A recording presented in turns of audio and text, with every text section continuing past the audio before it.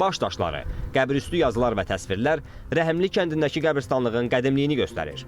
Tarixçilər ərazinin karvan yolu üzərində yerləşməsinə və yaxınlıqda orta əsrlərdə mövcud olan Şətal şəhərinin qalıqlarının tapılmasına əsaslanaraq qəbristanlığı da həmin dövrlə əlaqələndirirlər.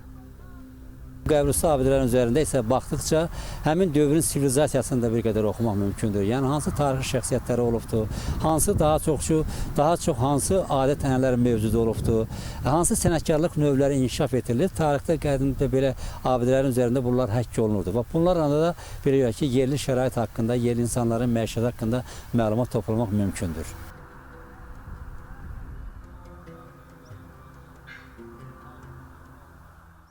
Kürək çayının bir neçə metrliyində yerləşən tarixi Rəhimli məzarlığında aparılan elmi araşdırmalar zamanı ən qədim qəbrin təxminən 11-12-ci əsrlərə aid olduğu ehtimal olunur. Azərbaycan tarixinin müxtəlif dövrlərin öyrənilməsi üçün müstəsna əhəmiyyət daşıyan bu qəbirstanlıq həm də 200 illik yaşı olan öz türbələri ilə də məşhurdur. 18-19-cu əsr memarlıq abidəsi olan bu türbələr Mirzə Adıgözəl bəyin ailəsinə məxsusdur. 6 türbənin hər birində 4-5 məzar var. 4 böyük türbə qırmızı kərpiçdən, 2 kiçik türbə isə çay daşından tikilib. Türbələrin 3-ü 8 bucaqlı, 3-ü isə 4 bucaqlıdır. İri pəncərələr bu türbələrin xarakterik cəhətləridir.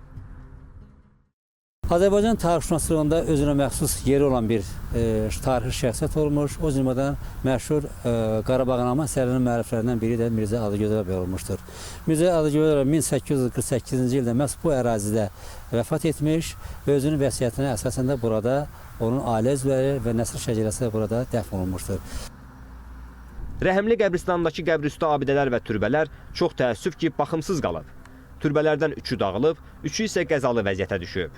Mədəni irsin qorunması, inkişaf və bərpası üzrə Dövlət Xidmətinin Gəncə Regional İdarəsindən isə bildirildi ki, artıq müvafiq sənədlər hazırlanıb və yaxın vaxtlarda türbələrin və qəbrüstü abidələrin bərpasına başlanılacaq.